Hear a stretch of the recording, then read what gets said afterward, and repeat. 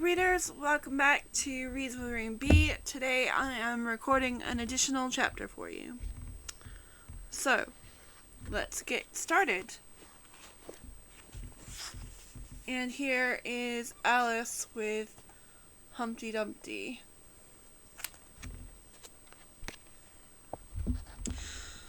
However, the egg only got larger and larger and more human. When she had come within a few yards of it, she saw that it had eyes and a nose and a mouth. And when she had come close to it, she saw clearly that it was Humpty Dumpty himself. "It can't be anybody else," she said to herself. "I'm as certain of that as if his name were written all over his face." And it might have been written hundreds of times, easily, on that enormous face. Humpty Dumpty was sitting with his legs crossed over the top of a high wall, such a narrow one that Alice quite wondered how he could keep his balance, and his eyes were steadily fixed in the opposite direction, and he didn't take the least notice of her. Alice thought he might as well have been a stuffed figure after all. "And how exactly like an egg he is," she said aloud, standing with her hands ready to catch him, for she was at every moment expecting him to fall.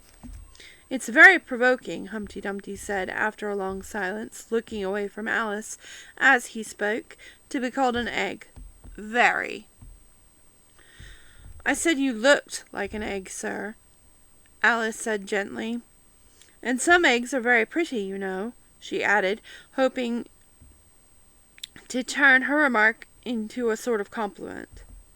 "Some people," said Humpty Dumpty, looking away from her as usual, "have no more sense than a baby." Alice didn't know what to say to this, as it wasn't at all like conversation, she thought, as he never said anything to her. In fact, his last remark was evidently addressed to the tree. So she stood and softly repeated to herself, "Humpty Dumpty sat on a wall. Humpty Dumpty had a great fall. All the king's horses and all the king's men couldn't put Humpty Dumpty in his right place again."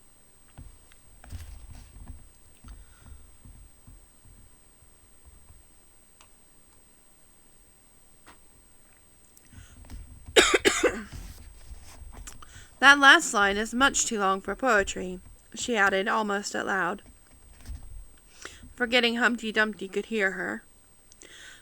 "Don't stand there chattering to yourself like that," Humpty Dumpty said, and looking at her for the first time, stated, "Tell me your name and your business." "My name is Alice, but it's a stupid name enough," Humpty Dumpty interrupted impatiently. "What does it mean?" Must a name mean something?" asked Alice doubtfully. "Of course it must," Humpty Dumpty said with a short laugh. "My name means the shape I am. And a good and handsome shape it is, too. With a name like yours, you could be any shape, almost." "And why do you sit out here all alone?" said Alice, not wishing to begin an argument. "Why, because there's nobody with me," cried Humpty Dumpty. "Did you think I didn't know the answer to that? Ask another." "Don't you think you would be safer on the ground?" went on Alice, not with any idea of making another riddle, but simply her good-natured anxiety for the queer creature. "That wall is so very narrow." "What tremendously easy riddles you ask," Humpty Dumpty growled out. "Of course I think so. Why, if I ever did fall off, which there's no chance of, but if I did," he pursed his lips and looked so solemn and grand that Alice could hardly help but laugh. "If I did fall," he went on, "the king has promised me, and you may turn pale if you like. You didn't think I was going to say that, did you? The king has promised me, with his very own mouth, to Send all his horses and all his men? Alice interrupted, rather unwisely. No, I declare, that is too bad, Humpty Dumpty cried, breaking into a sudden passion. You've been listening at doors, behind trees, down chimneys, or you couldn't have known it. I haven't, indeed, Alice said very gently. It's in a book. Ah, well, they write many things down in such a book, Humpty Dumpty said in a calmer tone. That's what you call a history of England, that is. Now, take a good look at me. I'm the one who has just spoken to a king. I am, mayhap, you'll never see such another. And to show you I'm not proud, you may shake hands with me. And he grinned almost from ear to ear as he leaned forward, and nearly possibly fell off the wall in doing so, and offered Alice his hand. She watched him a little anxiously as she took it. He smiled much more. The ends of his mouth might, if he smiled much more, the ends of his mouth might meet behind him, thought Alice, and then I don't know what would happen to his head. I'm afraid it would come off. Yes, all the king's horses and all the king's men, Humpty Dumpty went on. They'd pick me up again in a minute, they would. However, this conversation is going on a little too fast. Let's go back to the last remark but that one. I'm afraid I can't quite remember, Alice said politely. In that case, we shall start afresh, said Humpty Dumpty, and it is my turn to choose the subject. He talks about it as if it were a game, thought Alice. So, here's a question for you. How old would you say you were? Alice made a short calculation, and said, 7 years and 6 months. Wrong, Humpty Dumpty exclaimed triumphantly. You never said a word like it. I thought you meant, how old are you? Alice explained. If I meant that, I'd have said that, Humpty Dumpty said. Alice didn't want to begin another argument, so she said nothing. 7 years and 6 months, Humpty Dumpty repeated thoughtfully. An uncomfortable sort of age. Now, if you'd asked my advice, I'd said leave off at 7, but it's too late now. I never asked for advice about growing, Alice said indignantly. Too proud? Inquired the other. Alice felt even more indignant at this suggestion. I mean, she said, one can't help but growing older. One can't, perhaps, said Humpty Dumpty, but 2 can, with proper assistance, and you might have left off at 7.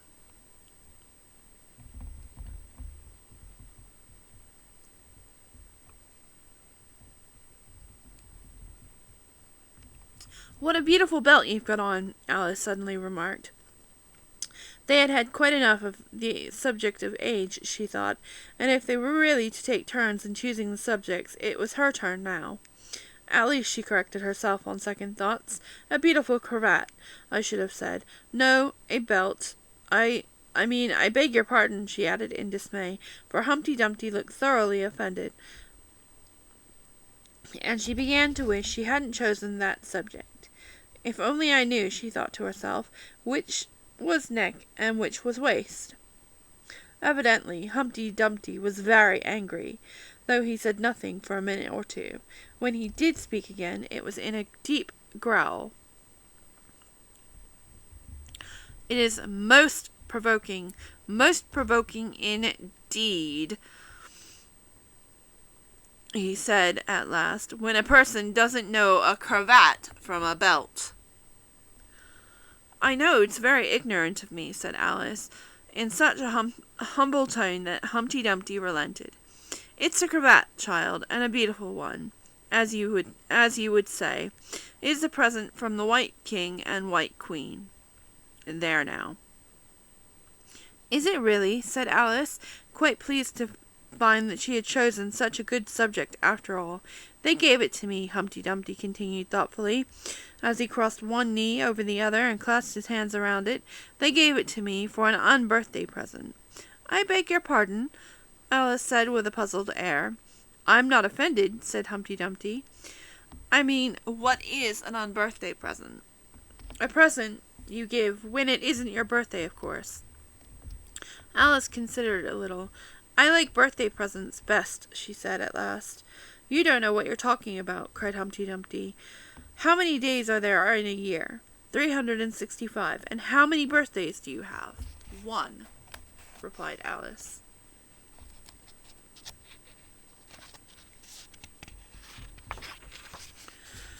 And if you take 1 from 365, what remains? 364, of course. Humpty Dumpty looked doubtful. I'd rather see it done on paper, he said. And Alice couldn't help smiling as she took out her memorandum book and worked out the sum for him. 365 minus 1. 364. Humpty Dumpty took the book and looked at it carefully. That seems to be done right, he began. You're holding it upside down, Alice interrupted. To be sure I was, Humpty Dumpty said gaily, as she turned it around for him. I thought it looked a little queer. As I was saying, it seems to be done right, though. I haven't had the time to look it over thoroughly just now. And what it shows, there are 364 days when you could be getting unbirthday presents. Certainly, said Alice. And only 1 for birthday presents, you know. There's glory for you. I don't know what you mean by glory, said Alice.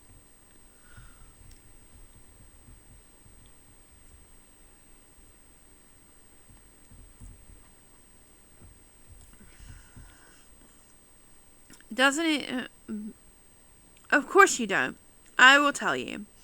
I mean, there's a nice knocked down argument for you. But glory doesn't mean a nice knocked down argument, Alice objected. When I use a word, Humpty Dumpty said in a rather scornful tone, it means just what I choose it to mean, neither more nor less.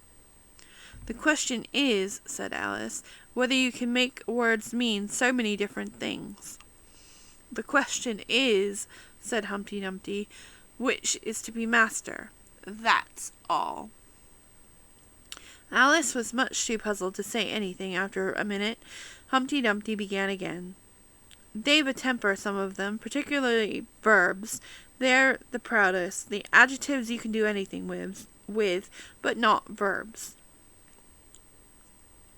However, I can manage the whole lot of them impenetrably. That's what I say.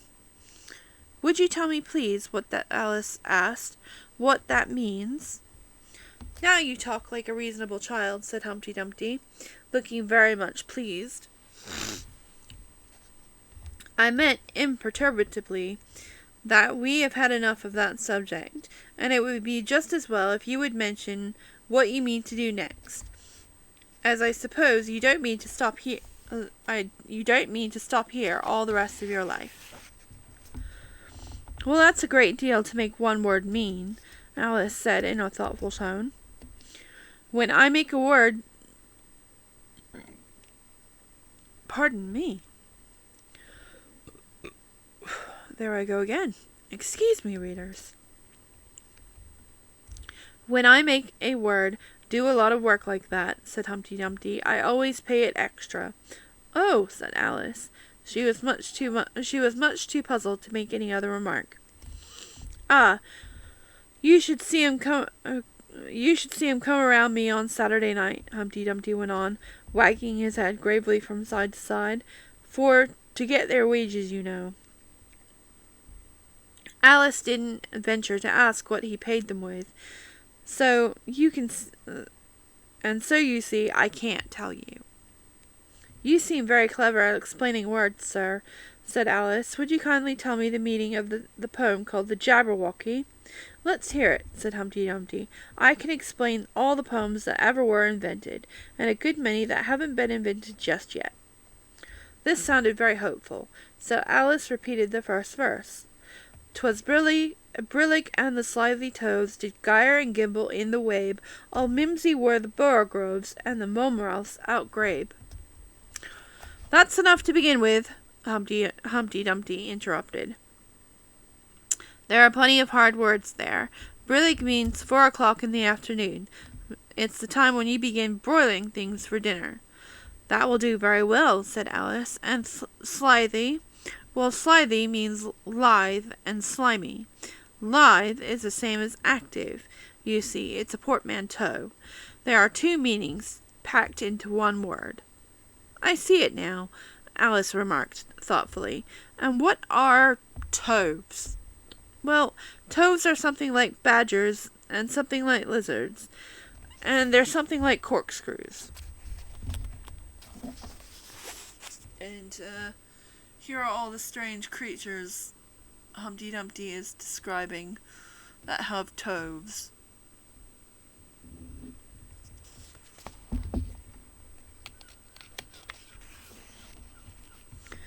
They must be very curious-looking creatures. That they are, said Humpty Dumpty. They also make their nests under sundials. They also live on cheese. And what's to gyre and to gimble? To gyre is to go around like a gyroscope, and to gimble is to make holes like a gimlet. And the wabe is the grass plot around the sundial, I suppose, said Alice, so rather surprised at her own ingenuity. Of course it is. It's called the wabe, you know, because it goes a long way before it and a long way behind, and a long way on each side, Alice added excitedly. Exactly so. Well then, Mimsy is flimsy and miserable. Another portmanteau for you. And Borogrove is a thin, shabby-looking bird with its feathers sticking out all around, or something like a living mop. And the Momraths, I'm afraid I'm giving you a great deal of trouble. Well, Wrath is a sort of green pig, but Mome I'm not certain about. I think it's short for from home, meaning that they lost their way, you know. And what does outgrabe mean? Well, outgribbing is something between bellowing and whistling, with a sneeze in the middle. However, you'll never hear it done, except maybe down in the wood yonder. When you've heard it once, you'll be quite content. Who's been repeating all that hard stuff to you? I read it in a book, said Alice, but I had some poetry repeated to me, and it was much easier than that, by Tweedledee, I think it was. As to poetry, you know, said Humpty Dumpty, stretching out one of his great hands, I can repeat poetry as well as other folks, if it comes to that. Oh, it needn't come to that, Alice hastily said, hoping to keep him from beginning. The piece I'm going to repeat, he went on, without noticing her remark, was written entirely for your amusement. Alice felt, in this case, she really ought to listen to it, so she sat down and said thank you, rather sadly. In the winter, when the fields are white, I sing this song for your delight. Only I don't sing it, he added as an explanation. I see you don't, said Alice. If you can see whether or not I'm singing, you've sharper eyes than most, Humpty Dumpty remarked severely. Alice decided the best course of action was to remain silent.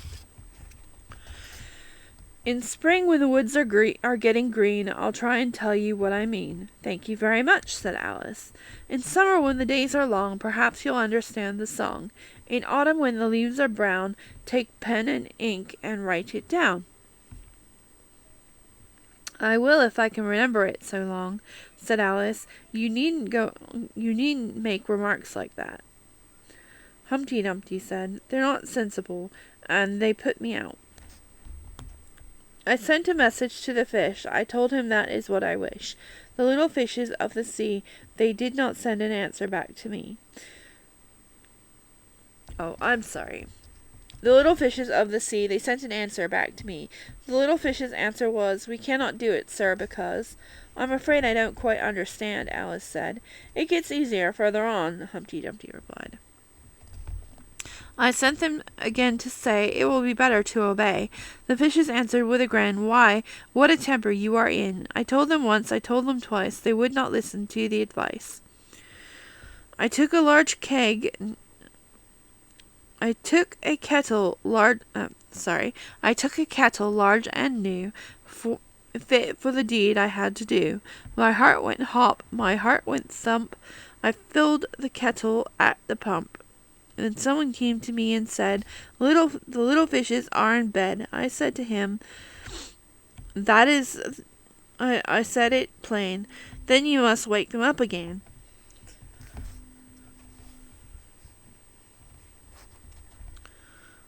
I said it very loud and very clear. I went and shouted in his ear. Humpty Dumpty raised his voice almost to a scream as he repeated his verse, and Alice thought with a shudder, I wouldn't have been the messenger for anything. But he was so very stiff and proud, he said, you needn't shout so loud.